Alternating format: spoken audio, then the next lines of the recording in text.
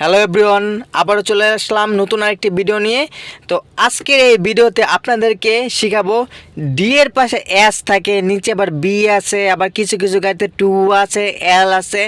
সেই সমস্ত যেই বাড়তি যে অপশনগুলো আছে সেই সমস্ত বাড়তি অপশন নিয়ে আজকে আলোচনা করব। তো ভিডিওটি শুরু করার আগে আপনাদের কাছে একটি অনুরোধ রইল, এখনও যারা যারা আমার এই ইউটিউব চ্যানেলকে সাবস্ক্রাইব করেন নাই, এখনই সাবস্ক্রাইব করে বেল আইকনে ঘন্টা বাজিয়ে দিন, যাতে নতুন ভিডিও আপলোড করার সাথে সাথে আপনাদের কাছে নোটিফিকেশন চলে যায়। তো চলুন ভিডিওটি শুরু করা যাক। প্রথমেতে বলে নেই, এখন গাড়িটা কিন্তু পার্কিং আছে, পিতে আছে। আপনাদের মাঝে অনেক ড্রাইভার আছে পার্কিং চিনেন, রিভার্স চিনেন, নিউট্রাল চিনেন, ড্রাইভ চিনেন, কিন্তু এগুলার পাশাপাশি যে আরও কিছু অপশান আছে, যেমন এস, বি, কিছু কিছু গাড়িতে টু থাকে, এল থাকে, এখানে নিচে টু থাকে, তারপর নিচে এল থাকে।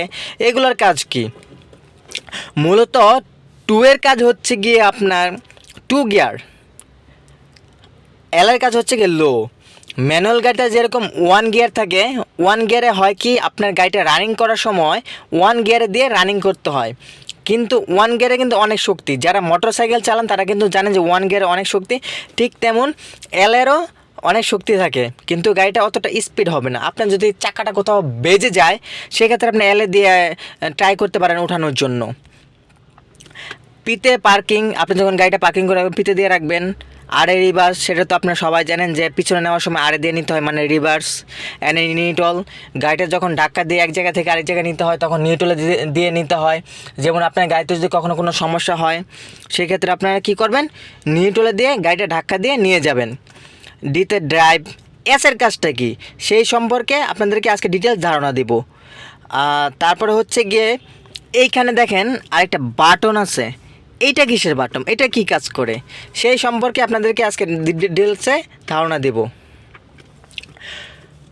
তো গাড়িটা কিন্তু আমার এই মুহূর্তে বন্ধ আছে, দেখতে পাচ্ছেন গাড়িটা কিন্তু বন্ধ। আর গাড়িটা কিন্তু আপনার পুশের গাড়ি, পুশ দিয়ে স্টার্ট করে, গাড়িটা বন্ধ আছে। বন্ধ থাকা অবস্থায় কিন্তু এই গিয়ার লিভারটা কাজ করবে না। এখন ধরেন আপনার গাড়িটা নষ্ট হয়ে গেছে, বন্ধ হয়ে গেছে, এখন আপনার নিউট্রাল আনতে হবে। কীভাবে আনবেন, এর তো কাজ করে না। কিছু কিছু গাড়িতে কি করে, পায়ের নিচে যে আপনার ব্রেক থাকে, এটা তো অ্যাক্সেলেটর, এই যে ব্রেক থেকে অনেকে ব্রেক চাপ দিলে হয় কি গিয়ারটা চেঞ্জ হয়, কিন্তু এটা ব্রেক চাপ দিলেও গিয়ারটা চেঞ্জ হবে না। এখন তো আপনার গাড়িটা বন্ধ হয়ে গেছে, নষ্ট হয়ে গেছে, আপনার গ্যারেজে কীভাবে ঠেলে ঠেলে নিয়ে যাবেন? তো সেক্ষেত্রে কী করবেন, এই যে পুশ বাটনটা দেখতে পাচ্ছেন, প্রতিটা গাড়ি কিন্তু এখানে পুশ বাটন থাকে। পুশ বাটনে চাপ দিলে, আপনি যদি পুশ বাটনে চাপ দেন, সেক্ষেত্রে কিন্তু আপনি লিভারটা এই চেঞ্জ করতে পারবেন। এই যে লিভারটা কিন্তু আমি রিভার্সে নিয়ে এসে পড়ছি, রিভার্স থেকে নিউট্রাল, এই যে নিউট্রাল আইসা পড়ছে। এখন কি করবেন, আপনি গাড়িটা ধাক্কা দিয়ে সরাতে পারবেন, গাড়িটা আপনি নিউট্রাল হয়ে গেছে। তো ডি এর পাশে জ্যাস থাকে, এই যে আমি ডিতে দিলাম, ডিতে হচ্ছে ড্রাইভ, ড্রাইভে দিয়েই তো আপনারা গাড়িটা চালান সব জায়গায়, কিন্তু ড্রাইভের পাশে এই যে এস থাকে, এই যে এসে দিলাম, এই যে ড্রাইভ, এই যে এস। এসের কাজটা কি? এসের কাজটা হচ্ছে কি, মূলত আপনি যখন কোনো হাইওয়ে রোডে গাড়ি চালাবেন বা বড় কোনো রোডে গাড়ি চালাবেন, ধরেন আপনার আশেপাশে বড় ট্রাক বা বড় বাস চলে আসলো, সেক্ষেত্রে আপনার মনে হচ্ছে যে বাসের সাথে লাগে যেতে পারে, ট্রাকের সাথে লাগে যেতে পারে, এখন লাগে গেলে তো অ্যাক্সিডেন্ট হয়ে যাবে। আর আপনার হাইওয়ে রোডে তো অনেক স্পিড থাকে, সেই মুহূর্তে যদি অ্যাক্সিডেন্ট হয় তাহলে তো মারা যাওয়ার সম্ভাবনা সবচেয়ে বেশি থাকে। এখন আপনার মনে হচ্ছে যে আপনার তাদেরকে পিছনে ফেলে আপনার দ্রুত চলে যেতে হবে। আপনি যদি তাদেরকে পিছনে ফেলতে চান, আর আপনার গাড়ি যদি আপনার ড্রাইভে দিয়ে অতটা স্পিডে আপনি টাইনা না নিয়ে যেতে পারেন, দেখা যাচ্ছে আপনি তাদেরকে ওভারটেক করতে পারছেন না, তারও স্পিডে চালাচ্ছে, আপনিও স্পিডে চালাচ্ছেন।